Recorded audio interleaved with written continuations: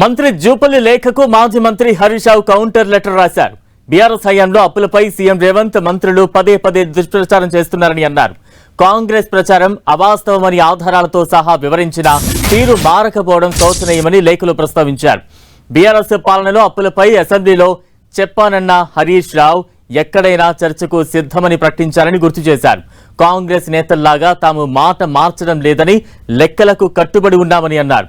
అప్పులపై అసెంబ్లీలో తన ప్రసంగం, సీఎం రేవంత్ మాట్లాడిన వీడియోతో పాటు ఆర్బీఐ లెక్కలను జూపల్లి వాట్సాప్ కు పంపినట్లు హరీష్ రావు తెలిపారు. వాటిని ఒకసారి పరిశీలించి వాస్తవాలు తెలుసుకోవాలని జూపల్లికి తెలిపారు హరీష్. ఇకనైనా అప్పుల విషయంలో తప్పుడు ప్రచారం మానుకోవాలని హితవు పలికారు.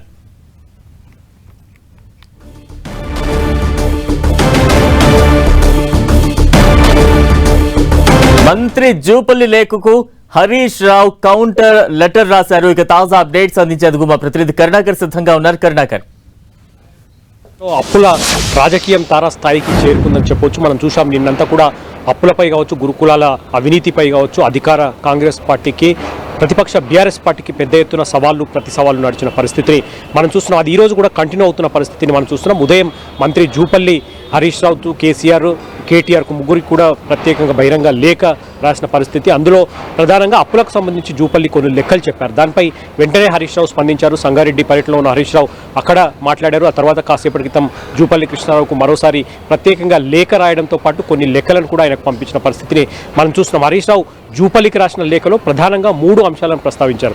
అందులో జూపల్లి కృష్ణారావు తనకు రాసిన లేఖలో రాష్ట్రం అంటే ఈ 2.5 ఏళ్లలో దాదాపు తెలంగాణ ప్రభుత్వం చేసిన అప్పులు 1,77,000 కోట్ల రూపాయలు మాత్రమే అని చెప్పి జూపల్లి కృష్ణారావు చెప్తున్నారు. కానీ ఆర్బీఐ లెక్కల ప్రకారం ఈ 2.5 ఏళ్లలో కాంగ్రెస్ ప్రభుత్వం చేసిన అప్పులు 1,86,000 కోట్లు. అంటే జూపల్లి కృష్ణారావు ఈ చిన్న లెక్కగాడనే 10,000 కోట్ల రూపాయల వ్యత్యాసం చూపిస్తున్నారని చెప్పి హరీష్ రావు విమర్శించిన పరిస్థితిని మనం చూస్తున్నాం. అయితే వాస్తవానికి ముఖ్యమంత్రి రేవంత్ రెడ్డి మార్చి 3న స్వయంగా అసెంబ్లీ సాక్షిగా తెలంగాణలో 2.5 ఏళ్లలో చేసిన అప్పు, కాంగ్రెస్ ప్రభుత్వం చేసిన అప్పు 3,47,000 కోట్ల రూపాయలని చెప్పి రేవంత్ రెడ్డి స్వయంగా చెప్పారని చెప్పి హరీష్ రావు లేఖలో గుర్తు చేసిన పరిస్థితిని మనం చూస్తున్నాం. కాబట్టి జూపల్లి కృష్ణారావు చెప్తున్న లెక్కల్లో ఏమాత్రం వాస్తవం లేదని చెప్పి ముఖ్యమంత్రి ఒకటి చెప్తున్నారు, జూపల్లి కృష్ణారావు ఒకటి చెప్తున్నారు. కాబట్టి వాళ్ళు చెప్పే లెక్కల్లోనే వ్యత్యాసం ఉందని చెప్పి చాలా స్పష్టంగా హరీష్ రావు పేర్కొనడం జరిగింది.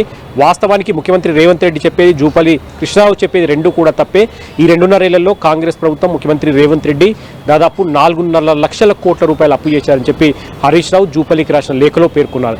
ఇక బీఆర్ఎస్ ప్రభుత్వం 9.5 ఏళ్లలో మొత్తం కూడితే 4,17,000 కోట్ల రూపాయలు మాత్రమే అప్పు చేశామని, కానీ పదే పదే ముఖ్యమంత్రి రేవంత్ రెడ్డి కానీ, మంత్రులు కానీ, కాంగ్రెస్ పార్టీ నేతలు కానీ బీఆర్ఎస్ 9.5 ఏళ్ల హయాంలో 8,23,000 కోట్ల రూపాయలు అప్పులు చేశారని చెప్పి దుష్ప్రచారం చేస్తున్నారు. ఇకనైనా ప్రచారాన్ని మానుకోవాలని చెప్పి హరీష్ రావు జూపల్లికి రాసిన లేఖలో చాలా స్పష్టంగా పేర్కొన్న పరిస్థితిని మనం చూస్తున్నాం. Balaram, right, thank you Karunakar.